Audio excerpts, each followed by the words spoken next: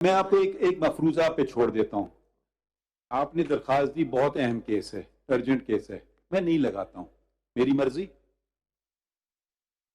صرف جواب دے دیجئے میری مرضی. میں 10 سال اس کیس کو نہیں لگاؤں, میری مرضی. میں نے اس میں کچھ نہیں کہا. میں آپ سے سوال پوچھ رہا ہوں. انہوں نے میری مرضی لے لی, شاید میں خوش نہیں ہوں اس بات سے, میری مرضی میں نہ لگاؤں کیس. ایک بہت اہم کیس ہے, اس میں انہوں نے لکھ دیا 14 دن میں آپ اس کا صرف اس کو لگا دیں, کوئی فیصلہ تو نہ کریں. تو میں کہوں گا میری مرضی. میں جو یہ ٹیکس پیئر پیسے دے رہے ہیں اس عدالت کو, جو ہمارا بجٹ ہے, میری مرضی پہ چلے گا. اس پہ سوال کا جواب دیجئے. میں نہیں لگاتا ہوں. آپ کا یہ کیس فائل کیا, ٹھیک ہے, میں نہیں لگاتا اس کو.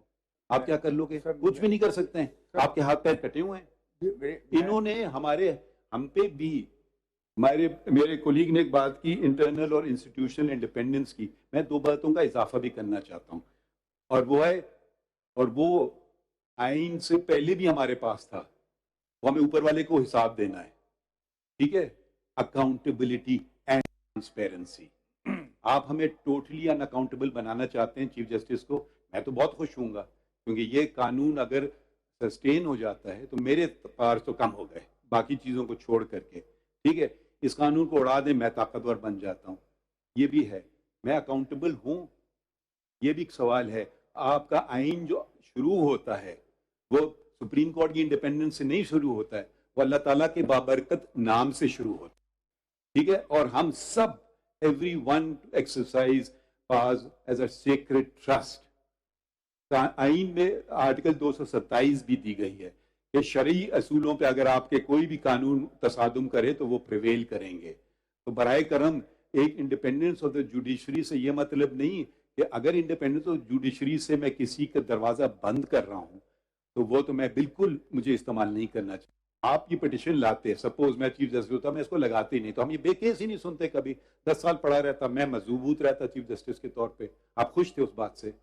تو برائے کرم آپ یہ جو بار بات کہتے ہیں نا, میری رائے, میری مرضی, میری نہیں ہے جب میں چیف جسٹس ہوں.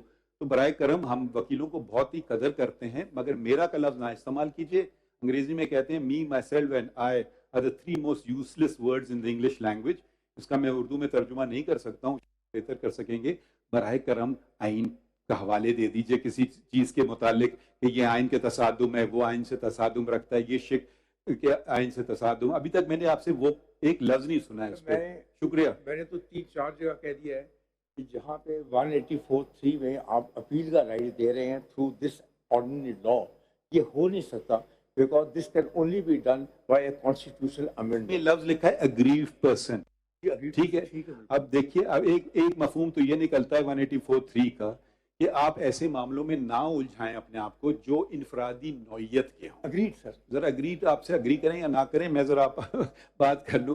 انفرادی نوعیت کے, اگر ہم انفرادی نوعیت کے کیسز فیصلہ کرنے لگیں تو وہ بیچارہ کہاں جائے گا. میں آپ کو مثال دے دیتا ہوں. ریکو ڈک کا کیس چلا, دونوں کیس فیصلہ ہو گئے تو میں اس پہ بات کر سکتا ہوں. ریکو ڈک کا آ گیا, ٹھیک ہے, سپریم کورٹ نے 184(3) میں اگریمنٹ اڑا دیا. ملک کو, سپریم کورٹ کو نہیں, ملک کو $6.5 بلین کی ڈز لگی. ہم نے کون سا جورسڈکشن استعمال کیا؟ ہم نے ایڈوائزری جورسڈکشن استعمال کیا. اگر ہمارے پاس یہ جورسڈکشن ہوتا, میں نہیں کہہ رہا ہوں فیصلے اچھے تھے برے تھے, میں صرف اس پہ تبصرہ کر رہا ہوں. ٹھیک ہے, اگر ہمارے پاس جورسڈکشن ہوتا ہم وہ جورسڈکشن استعمال کر رہے تھے. اب ہم نے ایڈوائزری جورسڈکشن سے معاملوں کو ٹھیک رکھنے کی کوشش کی. ٹھیک ہے, آپ کہتے ہیں نہیں, ملک کو $6.5 بلین کی ڈز لگ جائے تو لگ جائے. انڈیپینڈنس آپ کی چیف جسٹس کی ساخت پہ کمی نہ آئے. جی مجھے ایسے پاورز اپنے لیے تو نہیں چاہیے. میں اب وضاحت کر دوں, اگر آپ مجھے دینا چاہتے ہیں میں پھر بھی نہیں لینا پسند فرماؤں گا. آپ پلیز آئین کے تقاضے پورے کریں. میں یہ میرا مقصد ہی نہیں ہے. آپ میں یہ آنسر کر دوں گا. یہ بالکل 184(3) کے جو کنڈیشنز ہیں وہ بھی میں آپ کے سامنے پوری کر دوں گا, اور وہ 2 کنڈیشنز ہیں public importance and fundamental rights میں جی رائٹلی سائڈ سے. اگر we can go back, independence of judiciary is a fundamental right.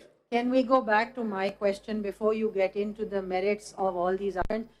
The question is again, if the law is to be sustained, what is the effect of Section 5, which gives a right of appeal, given that a full bench is going to hear the case and decide the matter?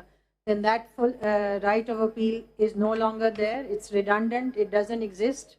Point So noted. what is your, you have read the law now, इसके ऊपर आप बता दें कि اور what do you have to say اسی کے about ساتھ ایک سوال خواجہ صاحب ادھر ہوں جی ذرا 5 منٹ لگتے ہیں آپ مجھے دیکھتے ہیں نہیں سر آپ اچھا۔ اس میں میں آپ سے صرف اسی سوال چلتے ہیں کہ اس 4 میں لکھا ہے کہ 5 یا 5 سے زیادہ ججز کا بینچ بنا سکتے ہیں نا، تو فل کورٹ بھی بنا سکتے ہیں نا 4 میں، تو پھر 4 کو 5 کو اکٹھا پڑھیں تو اگر فل کورٹ بن گیا تو پھر اس کیس میں اپیل نہیں ہوگی. بس آپ اس کا بھی جواب دیجیے. بلکہ اس میں تو اس میں ایڈ آن کوشچن ہوگا کہ ڈز دیٹ ناٹ مین کہ ہم پھر ونس اگین خود ہی ڈیسائیڈ کر لیں گے جہاں ہم نہیں چاہیں گے کہ اپیل کوئی ہو کسی کیس کا تو فل بینچ بٹھا دیں گے. Does that again not amount to a power being exercised by the court itself? So the control factor that there is a right of appeal, which is a substantive right, how can we just say that that right cannot be exercised? It's a substantive right. ایک question اور بھی اسی میں add کر لیتے ہیں اس طرف خواجہ صاحب ٹو یور رائٹ. ہم یہ بھی دیکھیں گے through this petition there is an order of this court the act has been suspended weather in presence of that order full court can be constituted or not. یہ بھی ذرا آپ جواب دینا پسند فرمائیں گے یا ہم shall we proceed to the next counsel, پھر آپ سوچ کر کے آپ جواب دے دیجئے. ٹھیک ہے میں نے تو پروپوزیشن کر دی. ٹھیک ہے آپ آئیے. کون آرگیو کرے گا نیکسٹ؟ اچھا آپ اپنا کس پٹیشن میں ذرا بتا دیں. تینوں میں خواجہ صاحب کے ساتھ. جی تینوں میں خواجہ صاحب کے ساتھ. to right of two counsel is not allowed unless you are separate petitioners. 7 میں 6 ہم اکٹھے ہیں، ایک میں آپ 7 میں میری حاضری ہوگی. جی چلیے بتائیے. Followed the proposition requires to be refocused. There is the fundamental question is whether the parliament has the jurisdiction and the power to promulgate this act or not. No, that is not the fundamental question. With utmost respect, the primary question is whether 184(3) can be invoked. First, you overcome that hurdle, then you argue that. So you have filed a petition not in the normal jurisdiction. You have come in original jurisdiction of the Supreme Court, which is not a right. You have to comply with certain provisions of the Constitution.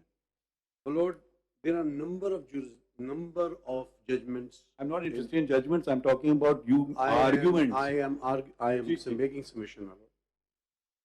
The Supreme Court at various point of time has held that any clog on the powers of the Supreme Court or the functioning of the Supreme Court constitutes. حضور میں پھر آپ کو بات سمجھایا نہیں سکا.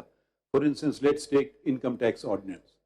ٹھیک ہے ٹھیک ہے اس کو آپ بالکل اسٹرائک ڈاؤن کر سکتے ہیں اور اس کو چیلنج بھی کر سکتے ہیں آرٹیکل 199 میں ہائی کورٹ کے پاس. ٹھیک ہے ہم کیوں جورسڈکشن ایکسرسائز کریں 184(3) کی. یہ شاید آپ کے حساب سے یہ قانون دنیا کا بدترین قانون ہو سکتا ہے.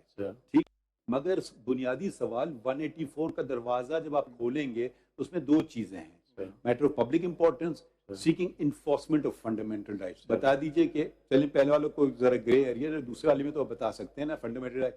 پارلیمنٹ اچھا قانون بنائے برا قانون بنائے یہ ہم پارلیمنٹری ڈبیٹ ادھر نہیں کریں گے. آپ 184(3) میں ہو سکتا ہے کل کو ہائی کورٹ میں آپ یہ پٹیشن لگاتے، وہ الاؤ کر دیتے آپ کی پٹیشن، پھر آپ ہمارے پاس اپیلیٹ جورسڈکشن میں آتے، ہمارے پاس بہت کھلے ہوتے. اب آپ نے بہت نیرو انتخاب کیا ہے، 184(3) کا انتخاب کیا ہے. My Lord, there are number of judgments of the Supreme Court. Judgments حاوی نہیں ہوتے ہیں آئین پہ. اچھا 189 پڑھ لیں ذرا. یہ آپ لوگوں کے ذرا غلط فہمی کیوں ہے. 189 ایک سیکنڈ 189 پڑھ لیتے ہیں ساتھ میں ذرا پڑھیے 189.